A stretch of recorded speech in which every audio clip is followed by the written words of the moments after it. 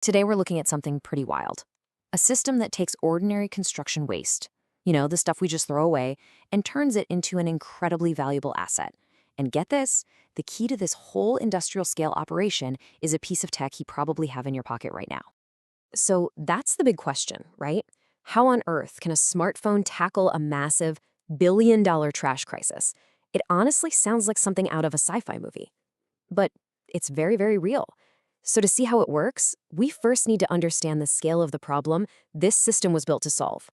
Okay, so let's zoom out for a second and look at the big picture here. This isn't just about a few dumpsters getting full. We're talking about a genuine crisis, an existential threat to industry and the economic engine of Canada, all thanks to some serious environmental and political pressure.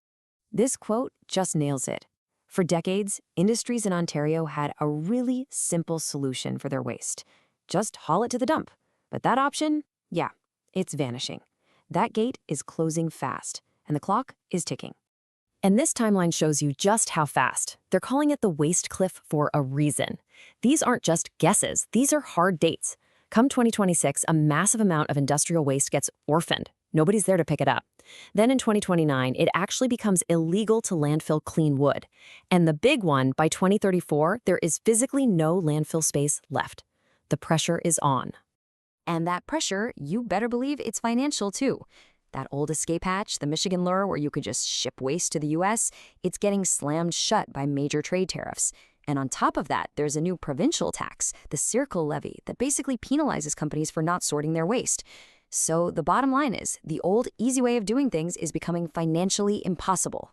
So if all the old gates are closing, what do? Well, you have to build a new one. And that's exactly what the 905-word Digital Refinery is. It's a 5-layer system designed to flip this whole crisis into a brand new opportunity. And this diagram here, it shows you the whole idea at a glance. They call it a sentient bridge. Think about it. On one side, you have the total chaos of a construction site. On the other side, you have these new bioeconomies that need super pure, verified materials. This software stack, it's the bridge that connects that chaos to that value. And this bridge is built on 5 different layers. It all starts with AI, right at the source, at intake. Then it moves into smart logistics. And it has this engine that automatically handles all the complex regulations, like OREG 347. It even changes how billing works to reward people for sorting. And finally, it reports everything back in a way that's totally verifiable. Every single layer is there to solve a very specific problem. Now, let's zoom in on what is, without a doubt, the most surprising part of this entire system. The tool that powers that very first layer, the AI intake. It's not some giant, expensive industrial machine. Nope, it's a smartphone. We really have to rewire our brains for this. On the left, yeah, that's a Google Pixel, a phone we all know. But in this system, it becomes what's on the right, a tough, powerful, distributed inference server. It's not about running apps or making calls. It's about making legally binding decisions, on the spot, in the dirt. And this kind of transformation is only possible because of this very specific tech stack. You've got the Google Tensor G5 chip for the raw power, you have Android 16 as the smart foundation, then you have this LiteRT framework that helps the AI models run. And at the heart of it all is the Gemini Nano model, providing the actual intelligence, right there, on the device. The hardware is just so critical here.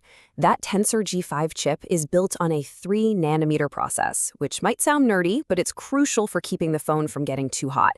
It's what allows it to run these super complex AI models for 8 hours straight in what they call a Hamilton industrial sauna.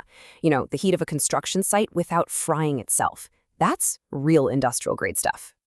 Okay, so we've seen the big picture. We've seen the tech. Let's zoom right down to a single critical moment, a decision this AI has to make over and over again that could literally make or break the entire operation.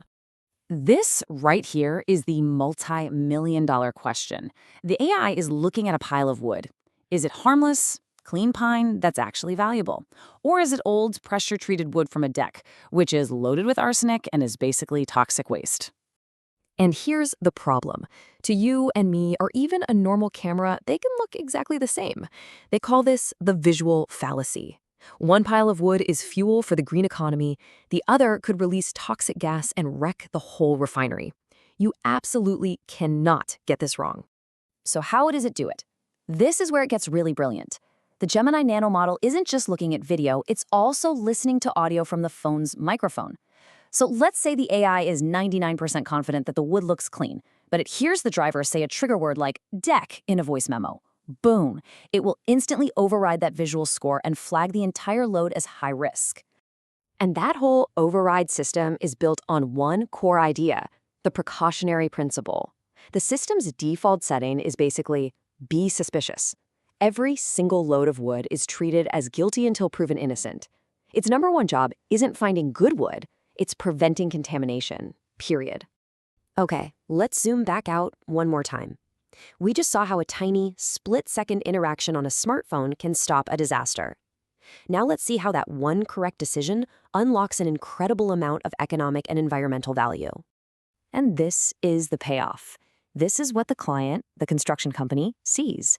It's a super simple, clear dashboard that takes all that complicated AI sorting and boils it down to the two things they really care about: how much money they just saved by not paying those disposal fees, and the positive environmental impact they just made. And a huge piece of that value comes from this number right here. When you can verify that wood is clean and turn it into something called biochar, which is a really stable form of carbon, you generate these things called carbon dioxide removal certificates, or COCRCs. Think of them as premium carbon credits, and they're worth around $350 a ton. You are literally turning waste into a financial asset. The final piece of the puzzle is this document, a 9-point certificate of origin. It's so robust and old school it's even designed to be fax-ready. But this isn't just some receipt, it's a legally defensible document, a USMCA shield that proves the material is pure, letting it bypass those border tariffs. It has everything: GPS data, the material's unique chemical signature, even a secure blockchain hash. And that really brings us to the core of it all. This system performs a total transformation. It takes physical, messy, problematic trash and converts it into clean, structured, and incredibly valuable data. It proves that in today's world, the most powerful refinery isn't one that processes oil, it's one that processes information.